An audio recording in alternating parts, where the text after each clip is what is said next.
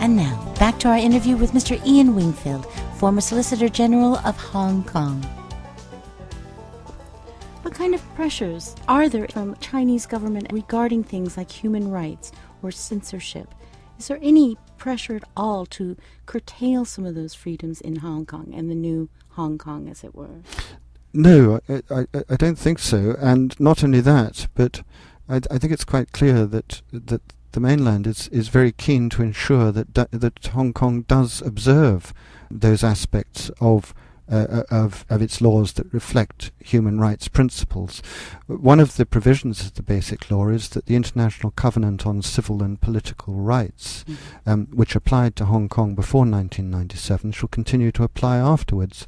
And one of the provisions of that convention is that there shall be a report on a regular basis to the committee in Geneva of the way in which a jurisdiction is complying with that convention. Now, China's not a party to that convention, and it's nonetheless, China accepts the responsibility to report on compliance by Hong Kong and indeed Macau in respect of that convention, and ensures that the report from Hong Kong is furnished to the committee and attends the reporting session. At the reporting session, there is a formal head of delegation who is a Chinese diplomat, but the answers to questions are provided entirely by members of the Hong Kong civil service. Well, let's talk about immigration. We know that when the change did take over, that there were a lot of people who left Hong Kong. Who are you seeing as immigrating into Hong Kong now? There's always been a significant international community in Hong Kong because Hong Kong has a relatively free immigration policy. If you can get a job if there is a job available for somebody from outside Hong Kong for which there isn't a local person who can do the job, then the immigration department will permit somebody to come in with an employment visa and work. That has meant that international banks, international law firms have had no difficulty bringing in staff from overseas. And it's why Hong Kong is such a good base for both banking and international law, providing legal services for countries throughout the region. So Hong Kong is still open for business, willing for business, and right there. Yes, there is a huge amount of international interchange, and I've detected no downturn in the numbers of people coming from other jurisdictions. In fact, in recent years, since the big financial crisis, it seems to have positively been an increase, because I think people recognise Hong Kong as a place that has potential for expansion, possibly rather more quickly than a number of other jurisdictions. Copyright law. I think Hong Kong did have a bad reputation for piracy in the past. But in recent years, there's been a determined effort on part of the government, particularly the Customs and Excise Department, to ensure that Hong Kong fully complies with its obligations in respect of copyright and enforces copyright in a very strenuous way. I know there has been full cooperation between the Hong Kong authorities and the customs from the United States. And I think that now there is almost no locally produced pirated material in Hong Kong. There is pirated material in other jurisdictions, obviously, which could be available in Hong Kong. But generally speaking, Hong Kong has been a very, very strong partner in the battle against copyright piracy. Well, Western-based human rights activists have long decried the human rights situation in China. Tell me, what pressures does Chinese policy create for Hong Kong in areas like this? The big pressure in Hong Kong in the time that I've been there from human rights activists has been in relation to two different aspects of immigration. One in relation to immigrants or refugees or asylum seekers from Vietnam, and the other for people seeking reunification from China, the mainland, who were born outside Hong Kong and who wished to join family members within Hong Kong. the policy in respect of refugees and asylum seekers has always been that Hong Kong, the International Convention on Refugees, doesn't apply to Hong Kong, although it does apply to the rest of China.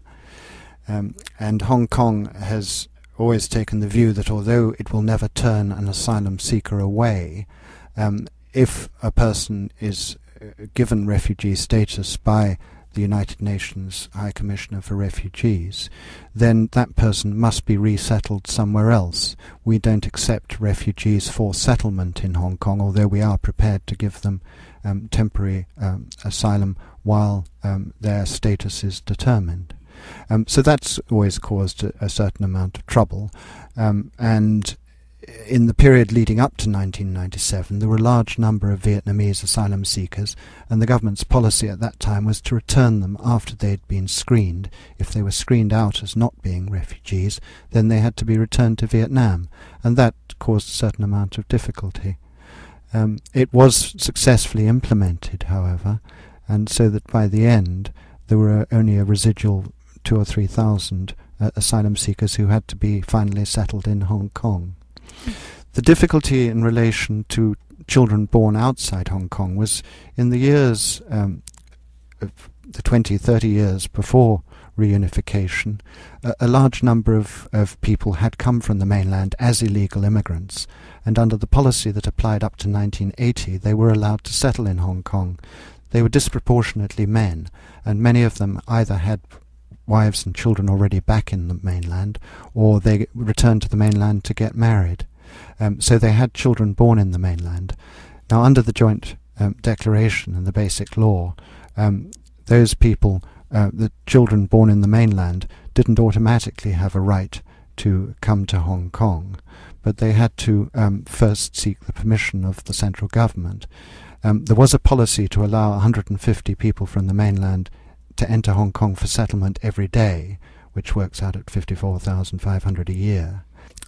But in the period immediately before 1997, there was a question as to the interpretation of the Basic Law, as to whether, if a person had a parent who came to Hong Kong after they were born, whether the status of being the child of a person who had got permanent resident status in Hong Kong would then be conferred on the child. So that was a big issue, and in the period leading up to 1997 we got a number of people coming in illegally into Hong Kong who sought to remain there and not be returned. What about human trafficking? It's, as far as I'm aware, there is little or no trafficking through Hong Kong for prostitution. There will be inevitably people who do go through Hong Kong for that purpose, but as to whether it's organised in or through Hong Kong, I think Hong Kong is minimal as a transshipment point for prostitution.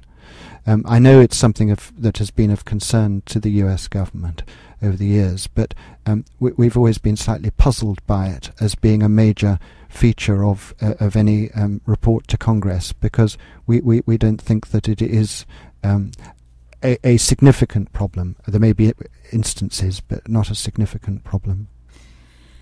Business seems to be the main goal. Why is Hong Kong such a fabulous place for banking?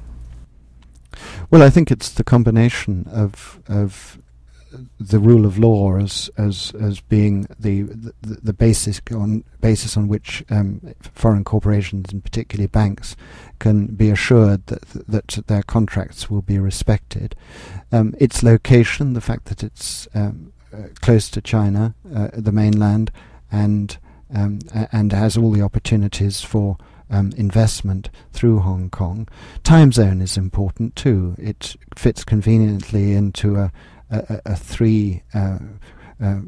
one-third division of the world into three separate time zones: London, New York, and Hong Kong. It's extremely open in terms of its financial arrangements. I've already mentioned the immigration arrangements, so that international bankers can come and go reasonably freely. And all these are beneficial.